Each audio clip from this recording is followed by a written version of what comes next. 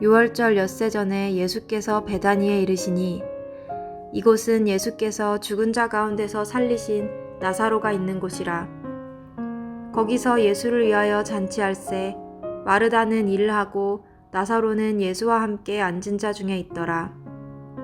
마리아는 지극히 비싼 향유 곧 순전한 나드 한 근을 가져다가 예수의 발에 붓고 자기 머리털로 그의 발을 닦으니 향유 냄새가 집에 가득하더라.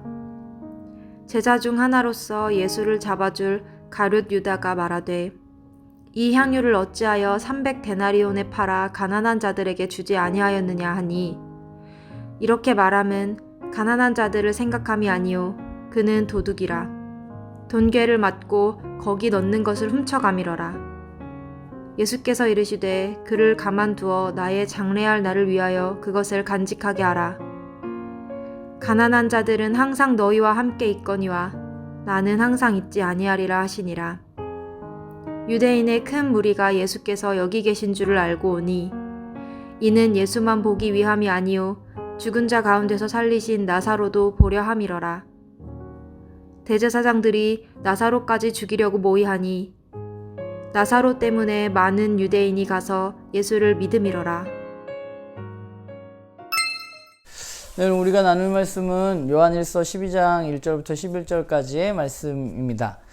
12장에 이제 장면이 바뀌어서 잔치가 열리고 예수님이 그 잔치에 참여하십니다. 나사로와 마리아와 마르다도 거기에 있었습니다.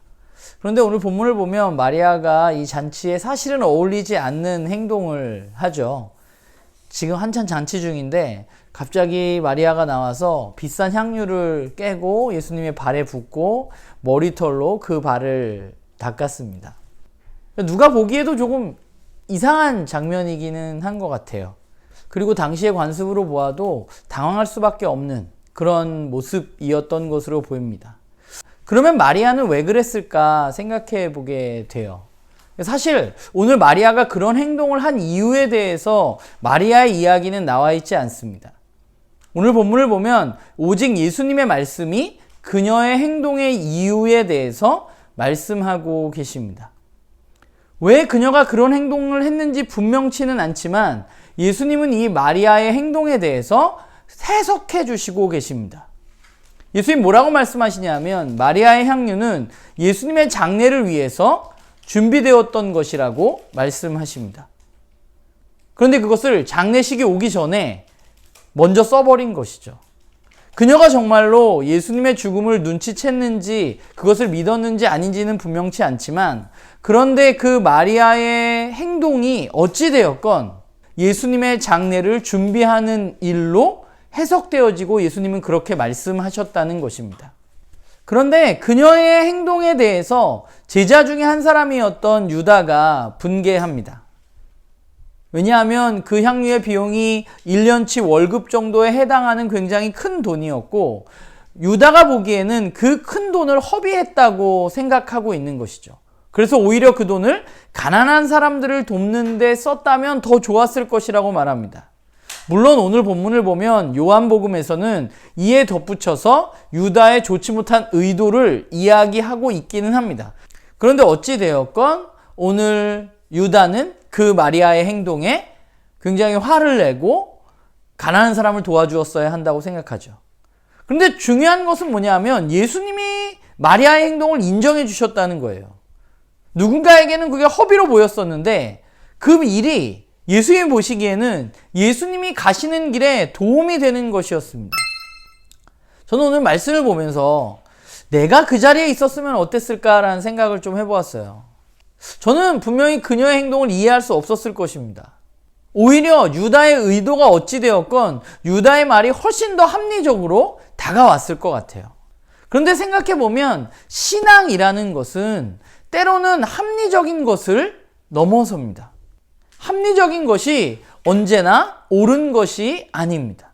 그녀의 행동은 누군가 보기에 낭비로 보일 수 있습니다. 그런데 그녀의 행동은 예수님이 보기에 예수님의 죽음을 준비하는 길이었습니다. 그리고 지금은 예수님이 죽음에 며칠 앞두지 않은 이 상황에서 예수님의 죽음을 준비하는 행위가 필요했던 것이죠. 하나님이 예수님의 길을 준비해 주셨고 예수님도 하나님의 길을 지금 한 걸음 한 걸음씩 걸어가고 계신 것이죠. 이제 얼마 남지 않았습니다. 죽음이. 지금은 그 죽음을 인지하고 그것을 준비할 때임에 분명합니다. 그렇기 때문에 그녀의 행동은 고귀한 낭비였다고 생각을 하게 돼요. 누군가 눈에 보기에는 너무나 낭비처럼 보이지만 주님의 길을 예비하는 고귀한 행동이었던 거죠. 우리가 신앙생활을 하면서 우리의 신앙이 언제나 상식적이고 합리적일 수는 없습니다. 때로는 그 상식과 합리성을 뛰어넘고 초월하고 넘어서야 할 때가 있는 것이죠. 주님의 말대로 가난한 자들은 언제나 우리와 함께 있습니다. 가난한 이들을 돌보지 말라는 것이 아니라 지금 무엇이 중요한 것인지 분별해야 합니다. 그래서 우리들에겐 지혜가 필요한 것 같아요.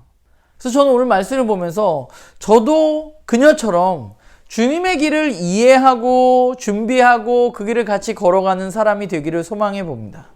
그리고 그 길에서 함께 걸어가는 그것이 저에게 있을 거룩하고 고귀한 낭비들임을 기대해 보게 되는 것 같아요. 바라기는 저도 그렇고 여러분들도 그렇고 우리가 하는 신앙의 모습들이 합리적인 사람들이 보기에는 낭비처럼 보일 수 있는 부분들이 저는 충분히 있다고 생각합니다. 그러나 그 낭비가 아니고 고귀한 것임을 우리는 기억하고 우리가 한 걸음 한 걸음 오늘 이 마리아처럼 주님의 길을 준비하고 주님과 함께 걸어가는 그런 우리 모두가 되기를 간절히 소망합니다.